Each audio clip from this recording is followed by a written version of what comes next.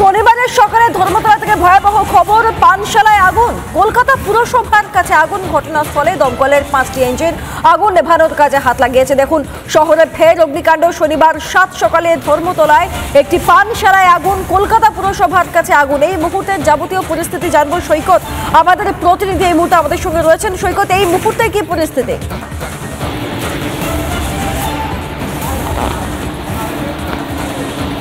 দেখো, এই মুহূর্তে এই পানশালার ভিতরে পরিস্থিতিটা দেখানোর চেষ্টা করব। পানশালার মধ্যে দমকল কর্মীরা গিয়ে এই যে অগ্নিকাণ্ড যাতে ছড়িয়ে পড়তে না পারে, এবং এই পানশালার ভিতরে প্রচুর পরিমাণে ধোঁয়া, সেই ধোঁয়াটাকে বের করার চেষ্টা করছেন এবং আগুন যাতে ছড়িয়ে পড়তে না পারে সেই চেষ্টাই করছেন দমকল কর্মীরা। এই পানশালার ভিতরে একেবারে এক্সক্লুসিভ ছবি লাইভে দেখাচ্ছি আমরা রিপাবলিক বাংলায়, যে এই পানশালার মধ্যে অবশ্য খুব একটা ক্ষয়ক্ষতি হয়নি। মূল ক্ষয়ক্ষতি যেটা হয়েছে সেটা পানশালার বাইরে, এই পানশালার পাশেই একটি ফাস্টফুডের দোকান, সেই ফাস্টফুডের দোকানেই প্রথম আগুন লাগে বলে জানা যাচ্ছে।